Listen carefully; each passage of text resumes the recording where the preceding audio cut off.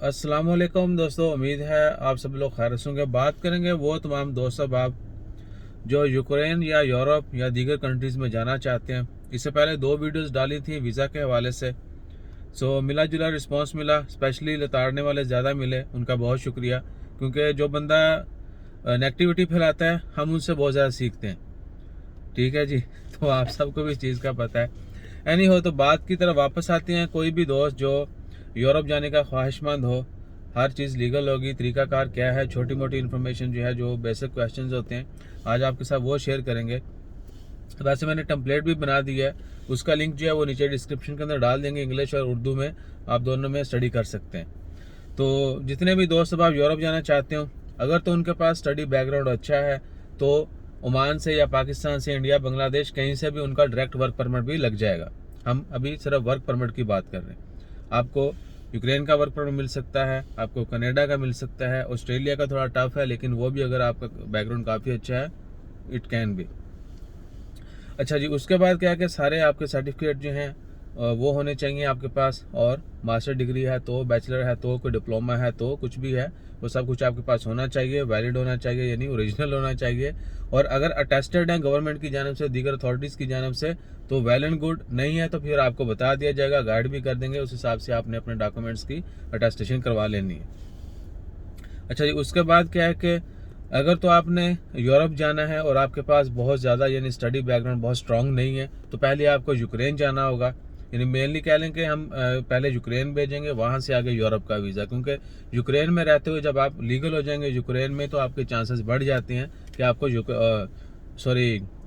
का जो है शेंजन वीज़ा वो मिल जाए।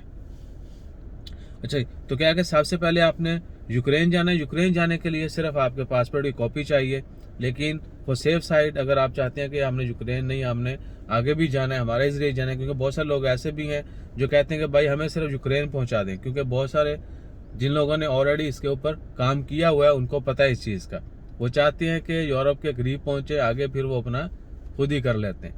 और यूक्रेन के साथ पोलैंड है, पोलैंड का बॉर्डर है, उसके अलावा मोल्दोवा है, रोमानिया। तो वहाँ से जो भी जैसे उनको मुनासिब लगता है, they want to do their self. और जो स्मार्ट लोग हैं वो ये भी कहेंगे भाई सानू सिर्फ यूक्रेन पहुँचा दो, विजिट वीज़े थे, और उतों अगे असी जानी है तो साढ़े किस्मत जाने। ठीक है, ये सीन भी है। तो विजिट वीज़ा भी है यूक्रेन का, वो भी प्रोवाइड कर देंगे, और एंट्री भी हो जाएगी। सबसे मेन चीज़ है यूक्रेन में एंट्री। यूक्रेन की एंट्री जो है वो, यूरोप तो कुछ भी नहीं है, अमेरिका, ऑस्ट्रेलिया कुछ नहीं है, उनकी एक अलहदा से जो बंदे जानते हैं इस चीज़ को, वो डेफिनेटली कंफर्म करेंगे कि बहुत टफ है यूक्रेन में एंट्री। आप कुछ भी करें, विजिटर जो है उनको हेड करते हैं कि भाईजान आ जाओ। इंटरव्यू होता है प्रॉपर कि हाँ जी क्यों आए, किस वजह से आए, तो ये ब्ला ब्ला। तो वो एंट्री जो है, मेनली हमारा काम जो है एंट्री का है। हमने आपकी वहाँ पे एंट्री करवानी है, वर्क परमिट बना के देना है। तो पहले आपको यूक्रेन जाना होगा। जैसे आप यूक्रेन पहुंचेंगे, आपका जो है वर्क परमिट, रेजिडेंसी, जो टीआरसी, टेम्पररी रेजिडेंट कार्ड, वो बनेगा। उसके बाद आप एलिजिबल होंगे कहीं और अप्लाई करने के, जिस तरह ओमान में होता है या दीगर कंट्रीज में होता है। उसके बाद क्या है कि हो सकता है यूरोप जाने के लिए आपके डॉक्यूमेंट्स की वेरिफिकेशन भी लाजमी हो, और आपकी पुलिस क्लियरेंस, यानी पिछले जहाँ जहाँ पर भी रहे होंगे वहाँ से आपको पुलिस क्लियरेंस लेना पड़ेगी कि जी आप बंदे का रिकॉर्ड जो है वो साफ़ है, there is no issue at all, हर तरह से प्रोफाइल जो है वो नीट एंड क्लीन है। तो ये वो यानी बेसिक कह सकते हैं कि रिक्वायरमेंट्स हैं, वो आपके साथ पहले भी शेयर कर दी जाएंगी। अगर बीच में कोई आएगी तो आपको बोला जाएगा कि इन डेट्स में ये चीज़ें करके अपडेट करें। उसके बाद है कि आप ओमान से डायरेक्ट भी जा सकते हैं, यानी ओमान से पहले आप यूक्रेन जाएंगे, यूक्रेन से आगे यूरोप, या ओमान से अगर आपका बैकग्राउंड ठीक है तो आप डायरेक्ट यूरोप के लिए भी अप्लाई कर सकते हैं, नो प्रॉब्लम एट ऑल। वो सारी कंडीशंस आपके साथ शेयर कर दी जाएंगी। बहुत सारे लोग कहते हैं कि पाइन क्या यहाँ से जा सकते हैं या पाकिस्तान से भी जा सकते हैं। पाकिस्तान में तो यूक्रेन की एम्बेसी भी है, तो वहाँ से वीज़ा अप्लाई करना भी आसान रहेगा। ओमान में जो है एम्बेसी नहीं है, और बल्कि गल्फ में सिर्फ सऊदी अरेबिया के अंदर एम्बेसी है यूक्रेन की। आपके डॉक्यूमेंट्स यहाँ से यूक्रेन जाएँ, और सॉरी एम्बेसी में जाएंगे सऊदी अरेबिया में, और वहाँ से फिर सारा कुछ होने के बाद, वीज़ा लगने के बाद वापस आएगा passport, then you can fly. India में एम्बेसी है, बांग्लादेश में नहीं है, लेकिन बांग्लादेश से डॉक्यूमेंट्स हैं मोस्टली इंडिया में जाते हैं। उसके बाद आते हैं ये तरीकाकार है, वर्क वीज़ा है या कहते हैं कि विजिट वीज़ा है। क्योंकि यूक्रेन का बहुत सारे लोग कहते हैं कि पायन सिर्फ विजिट दिलवा के एंट्री करा दें। तो सॉरी फॉर दैट के नज़ला हो गया, आवाज़ भी शायद थोड़ी डिफरेंट होगी। तो वो सब भी किया जाएगा। अपने विजिट पे जाना होगा तो भी, अगर वर्क पे जाना है तो भी, फीसें भी बाद में बताते हैं। तो सबसे पहले आपका यूक्रेन का वीज़ा अप्लाई होगा, उसके लिए पासपोर्ट की कॉपी चाहिए, और जो भी चीज़ें हैं, जैसी भी तैयारी है वो आपको पहले से बता दी जाएगी। वीज़ा लगने के बाद आपने प्लान करना है कि आपने कब ट्रैवल करना है, उन डेट्स का, उन ट्रैवल हिस्ट्री के मतलब कि जिस डेट को आपने वहाँ लैंड करना है, जिस टाइम, तो आपने आगे बताना है, ठीक है। दोनों पार्टियां सिंक होंगी, आप वहाँ पे लैंड करेंगे, आपको एयरपोर्ट के ऊपर रोका जाएगा, जो मर्जी कर लें आपको रोका जाएगा, आपसे सवाल जवाब होंगे, आपका स्पॉन्सर आके जो आपको रिसीव करेगा। That's what we call entry, यानी आपकी एंट्री होगी और जिस बंदे ने वीज़ा दिया होगा वो आपको आके रिसीव करेगा। और उसके बाद है जी वीज़ा लगने के बाद वही प्लान है कि इंटरव्यू के हवाले से, दीगर जो क्वेश्चन होते हैं उसके हवाले से वो सारी चीज़ें आपके साथ शेयर की जाएंगी। सो मैं एक दफ़ा नज़ले की वजह से थोड़ा स्टॉप ले लूँ जी। तो जब आपकी एंट्री होगी, एंट्री के बाद इमीडिएटली जो है आपका TRC अप्लाई किया जाएगा, वर्क परमिट अप्लाई किया जाएगा। जब आप वहाँ पे लीगल हो जाएंगे, अगर तो आप वहीं पे रहना चाहते हैं देन यू कैन कंटिन्यू। जिस छोटी मोटी जॉब का वीज़ा लगा होता है, जिस तरह लेबर के होते हैं बहुत सारे, या फार्म के, या जितने भी हैं, डिपेंड करते हैं आपके एजुकेशन बेस पर भी वीज़ा लग जाता है, या जिसके पास कोई एजुकेशन बैकग्राउंड नहीं है, सिर्फ पासपोर्ट की कॉपी है, उनके लिए भी कोई ना कोई आम जो है वीज़ा वो लग जाता है। तो अगर आप चाहते हैं काम करें तो आप वहाँ पे काम भी ढूंढ के कर सकते हैं, डिपेंड करता है आपके ऊपर। नहीं तो आप अगर यूरोप जाना चाहते हैं तो वहाँ पे जब आपका कार्ड बन जाएगा, जिसमें वैसे तो टाइम कम लगता है, ऑलमोस्ट 40 डेज वर्किंग डेज लगते हैं, लेकिन हम 1 से 3 महीने का बताते हैं ताकि ऊंच नीच जो है वो कवर हो जाए। अक्सर गवर्नमेंट की हॉलीडेज और दीगर और भी, या जिस एम्बेसी में अप्लाई करना है वहाँ पर अगर कमी बेशी हो, जिस भी ऑफिस में जाना है वहाँ पर ऊंच नीच, तो सब कुछ करते कराते यानी 1 से 3 महीने में आपका 40 to 60 डेज जो है वर्किंग डेज में आपका सारा कुछ स्टेटस जो है लीगल हो जाएगा। उसके बाद आप एलिजिबल होंगे आगे किसी भी मुल्क में अप्लाई करने के। तो उसकी फीस जो आगे वाले की वो भी आपको बताते हैं। तो उसके बाद है जी वर्क परमिट का प्रोसेस स्टार्ट हो जाएगा, उसमें जो टाइम लगता है लगने के बाद। उसके बाद है अगला मरहला जॉब का या आपके रहने का। जब आपकी एंट्री होगी तो डेफिनेटली स्टार्ट में हम आपको बता देंगे कि भाईजान ये सिलसिला है, अगर आपने खुद मैनेज करना है खुद कर लें, हमारे ज़रिए करना है हम भी आपकी हेल्प आउट कर देंगे वहाँ पर रहने के लिए, इवन के जॉब में। यानी डेफिनेटली जब आप हमारे ज़रिए जाएंगे तो वहाँ पर भी आपको सपोर्ट की जाएगी। पहले थोड़ी सी चीज़ें ये क्लियर कर दें आने जाने का, वीज़े का, बाकी फिर फीसें और पैसों के मतलब बाद में बात करते हैं। तो उसके बाद है जी जितने भी पैसे होंगे, फीसें जो हैं वो आप एडवांस भी दे सकते हैं सारी, या आप 50% भी दे सकते हैं। 50% जो पहले देंगे, 50% काम होने के बाद देंगे। उसकी कंडीशन जो है, जब हम कोई भी केस अप्लाई करेंगे तो डेफिनेटली उस बंदे की जो भी उनकी सूरत हाल होगी, जैसी वो चाहते होंगे, फिर उस मुताबिक जो है वो स्टार्ट किया जाएगा। तो यूक्रेन के लिए जो है फ़ीस वो है $5000, ओमान के हम लमसम बोलेंगे 2000 रियाल। उसके अलावा यूक्रेन से आगे यूरोप जाना है तो भी $5000, 2000 रियाल। ओवरऑल कह लेंगे यूरोप तक जाने के लिए आपका $10,000 लगेगा, 4000 के करीब ओमानी रियाल लगेंगे। इसमें सिर्फ आपको पहले यूक्रेन का वीज़ा दिया जाएगा, यूक्रेन में एंट्री होगी और यूक्रेन का वर्क परमिट होगा। इसके अलावा तमाम खर्चे आपके अपने होने हैं, टिकट आपकी अपनी होगी। उसके बाद वहाँ पे जाके रहाइश खाना 1, 2, 3 महीने जितना भी देर आप स्टे करेंगे आपका अपना होगा। ये सूरत हाल है। तो ये सारे जो है आप पहले भी दे सकते हैं, बाद में भी दे सकते हैं। अब आपके जहन में आएगा कि अगर खुदा ना खास्ता वीज़ा रिजेक्ट हो जाता है, वीज़ा रिजेक्ट हो जाता है तो भाईजान जो सर्विस चार्जेस जो फीसें हमने पे कर दी होंगी गवर्नमेंट को, वो आपके साथ आपकी सारी डिटेल जो है वो शेयर की जाएंगी। इवन कि अगर आप चाहते हैं कि फीसें आप खुद पे करें तो ऑलमोस्ट यूक्रेन के वीज़ा के लिए 1500 से 2000 रियाल जो है, 1500 से $2000 जो है वो फीस है, 500-700 रियाल कह सकते हैं। तो ये फीस आपने आप खुद भी कर सकते हैं। अगर नहीं करेंगे तो हम डेफिनेटली जो भी जहाँ भी जितनी फीस पे करेंगे उसकी डिटेल आपके साथ शेयर करेंगे, क्योंकि वो तमाम फिर आगे यूरोप के लिए भी चाहिए होती हैं। तो वो आपकी जो है फीस वो कट जाएगी, जितने भी आपने एडवांस दिए होंगे उसमें से वो कट जाएगी। और उसके ऊपर यानी वीज़ा रिजेक्शन की बात करें, अगर वीज़ा रिजेक्ट होता है तो जो फीसें कट गई वो तो डेफिनेटली कहीं पर भी दुनिया में रिफंड नहीं होती, वीज़ा की फ़ीस और दीगर डॉक्यूमेंट्स की, तो वो तो रिफंड नहीं होगी ना आपको ना हमें। और उसके ऊपर हम सिर्फ आपसे $100 या $200 रखेंगे, वो पहले से डिसाइड किया जाएगा कि भाई हम 100 रखना है 200 रखना है, मैं बता रहा हूँ। तो $100-200 जो है हम पहले रखेंगे, डेफिनेटली बड़ी अमाउंट 200 है तो हम 200 ही कहेंगे। तो we can negotiate on that also. $100-200 हम रखेंगे, बाकी आपके जो 500-700 जितने भी पैसे बचेंगे फीसों के बगैर, क्योंकि 50% जो है वो 5000 का $2500 है, तो उसमें से 1500-2000 के बीच जितनी फीसें जाएंगी वो जाएंगी। उसके बाद 100-200 हम रखेंगे, बाकी पैसे आपके वापस। ये सीन है। इसी तरह आगे यूरोप का है, और यूरोप का बताते चलें कि सेम 2000 फीस होगी यूक्रेन से आगे यूरोप की। लेकिन बहुत सारे लोग कहते हैं डन बेस।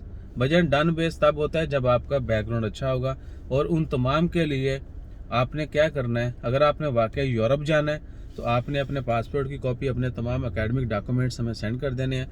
एवेल्यूएशन फ्री है, यानी हम जिस तरीके से काम करते हैं हम आपको बता देंगे कि भाई अगर आपके ये डॉक्यूमेंट्स हैं तो आपको इतने चांसेस हैं आपका वीज़ा लग जाएगा या इतने महीनों में लग जाएगा।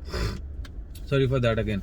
तो क्या कि यहाँ से जब आप यूक्रेन जाएंगे, यूक्रेन में जाकर लीगल हो जाएंगे तो लॉयर जो है वो स्टडी करेगा आपका केस, और पहले से भी आपको बताया जा चुका होगा कि भाई 2-3 महीने तो आपको वहाँ पे स्टे करना पड़ेगा, और उसके बाद जो है आप एलिजिबल होंगे यूरोप अप्लाई करने के। और ये भी कि यूरोप में किस मुल्क का वर्क परमिट अप्लाई करते हैं।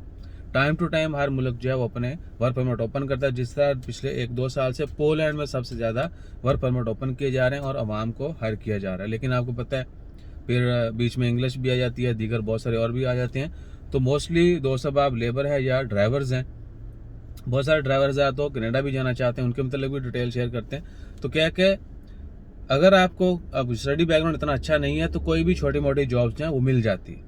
डिपेंड करता है आप वो जाके जॉब्स करना चाहते हैं या फिर सिर्फ वीज़ा लेके शेंजन वीज़ा कहीं और इंटर होना चाहते हैं, यानी लीगली इंटर होना चाहते हैं। अगर आप जॉब चेंज करना चाहते हैं तो उसके 1000-1500 के करीब जो है आपको लेबर की जॉब मिल जाती है, जिसमें स्ट्रॉबेरी पिकिंग हो गया, दीगर फ्रूट पिकिंग हो गया, यानी आपने वो फल तोड़ने हैं। बहुत सारी वीडियोज़ आपने देखी होंगी यूरोप की, या लेबर वर्क है। तो अगर तो आप वो करना चाहेंगे तो जो वर्क शेंजन वीज़ा लगेगा आपका, आप उस वीज़े के ऊपर उस कंपनी पे चले जाएंगे, वो कंपनी आपको एयरपोर्ट से रिसीव कर लेगी, जिस तरह इधर होता है हर चीज़ ऑफिशियल होगी। तो आप उस कंपनी में जाके काम करना शुरू कर देंगे।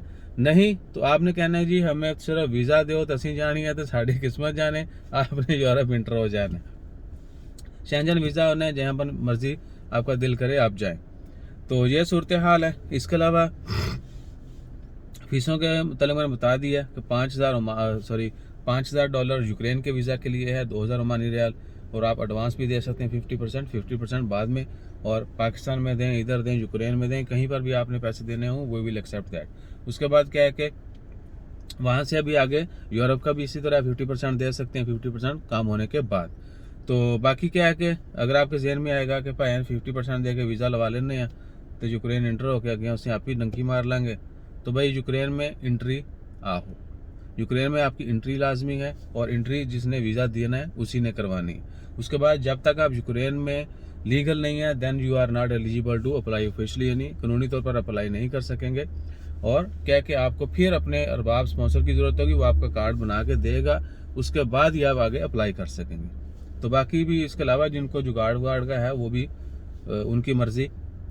ये छोटी छोटी चीज़ें इसलिए मैं आपको बता रहा हूँ कि ये जहन में आपके आनी है कि भाई ने यूक्रेन जाइए तो नाल पोलैंड वाड़ी आएंगे, मोल्दोवा वाड़ी आएंगे, बॉर्डर ठंडी बर्फ़ ही है ना, राती गड्डी भी आवेंगे तो उग गई, फैर नहीं मारते होते। अच्छा, तो इसलिए मैं बता रहा हूँ। उसके बाद है जी वीज़ा रिजेक्ट का मैंने आपको बता दिया है। और अब बताते हैं आपको सबसे मेन चीज़। सबसे मेन चीज़ क्या है कि जब आपने इवन के यूक्रेन का वीज़ा भी अप्लाई, किसी भी मुल्क का वीज़ा अप्लाई करें, ये नहीं कि इधर उधर का बुला बुला, आप हर हाल में अपने जहन में चीज़ रखें कि आपका कोई भी मुसलमाना बैकग्राउंड ना हो। अगर है तो आपने स्टार्ट में बताना है कि भाईजान हमारा ये बैकग्राउंड है, फ़लाँ साल में फ़लाँ ऐसे फ़लाँ जगह पे फ़लाँ मुल्क में ऐसा कुछ हो गया था, रिपोर्ट हुई थी, उसके बाद बेशक क्लियर होगा, लेकिन आपने चीज़ें बतानी है कि आपके साथ ये हुआ था, पुराना रिकॉर्ड आपका क्या है। पुलिस क्लियरेंस बोलते हैं, आपसे डिमांड किया जा सकता है कि पुलिस क्लियरेंस दें, करैक्टर सर्टिफिकेट दें, जिस मुल्क में, जिस शहर में, जिस एरिया में आप रहे हूँ, जितना अर्सा रहे हूँ, वहाँ से आपने पुलिस क्लियरेंस लेके देनी होती है। पुलिस क्लियरेंस जो है वो लाजमी होती है। और ये भी कि जब आप अप्लाई करते हैं तो आपकी क्लियरेंस अपनी कंट्री से होनी है, मेन चीज़ है। ये बहुत कम लोग आपको बताते हैं, एजेंट कभी कुछ नहीं बताएगा, क्योंकि हम जो है लगड़ बगड़ एजेंट नहीं है, ठीक है, हर चीज़ नेचुरली और सीधे अल्फाज में। तो क्या है कि आपकी क्लियरेंस होती है, बेशक आप यूरोप के लिए अप्लाई करें, अमेरिका, ऑस्ट्रेलिया, कनाडा, कहीं के लिए अप्लाई करें, इवन के जीसीसी में भी हल्का फुल्का ज़रूर चेक करते हैं। गैमका का मेडिकल जो है वो इसकी एक मेन निशानी भी है, क्योंकि वो सेंट्रल है और अपडेट होता है। उसके अलावा और बहुत सारी चीज़ें होती हैं, इमिग्रेशन से चेक किया जाता है। तो क्या है कि लेकिन इधर इतना स्ट्रॉन्ग नहीं है, या कह लें कि बहुत सिक्योरिटी है, सख्त नहीं है, उन ममालिक में बहुत ज़्यादा है। आपका जो है चेक होगा, पुलिस क्लियरेंस चेक होगी कंट्री टू कंट्री। अगर आप अप्लाई करते हैं यूक्रेन का तो यूक्रेन पाकिस्तान से क्लियरेंस लेगा, पाकिस्तानी गवर्नमेंट से उसकी सारी चीज़ें क्लियर होंगी, then they will provide for visa, proceed for visa, यानी उसके बाद वो वीज़ा जो है ना आपका प्रोसेस होगा, अदरवाइज नहीं होगा, रिजेक्ट हो जाएगा। ये बहुत बड़ी रीज़न है वीज़ा रिजेक्ट की। लोग जो है इस चीज़ को आम समझते हैं, तंबाकू समझते हैं, लेकिन शेयर नहीं करते कि भाई पता नहीं क्यों शायद लग ही जाए। लेकिन रिजेक्शन में सबसे मेन चीज़ ये भी आती है। उसके बाद रिजेक्शन में आती है फेक डॉक्यूमेंट्स।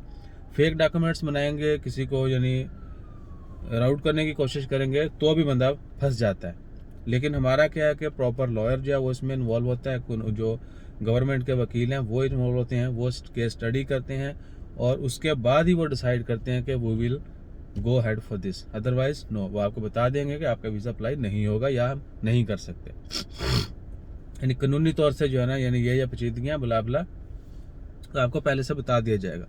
और ये भी कि फिर वही पहला पॉइंट के अगर आप यूरोप जाना चाहते हैं, आपने अपने सारे डॉक्यूमेंट सेंड कर देने। जैसे ही आपको हम मैसेज कर देंगे, अगर तो आप जा सकते हुए या ना जा सकते हुए वैल्यूएशन होगी डॉक्यूमेंट्स की, वकील बता देगा कि भाईजान इसके केस में इतने % चांसेस हैं, या ये तरीका करने के बाद ही कैन इंटर यूरोप और एनी अदर कंट्री।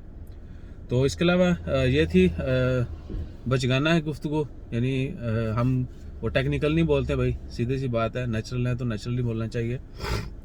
बाकी आज नज़ले की वजह से थोड़ा और भी तबीयत भी इतना साथ नहीं दे रही। तो कोई भी क्वेश्चन हो आप मेंशन कीजिएगा। अपना ख्याल रखिएगा, दुआओं में याद रखिएगा। मिलते हैं फिर मज़ीद इन्फॉर्मेशन के साथ, मज़ीद खबरों के साथ। जज़ाकल्लाह, अल्लाह हाफिज़।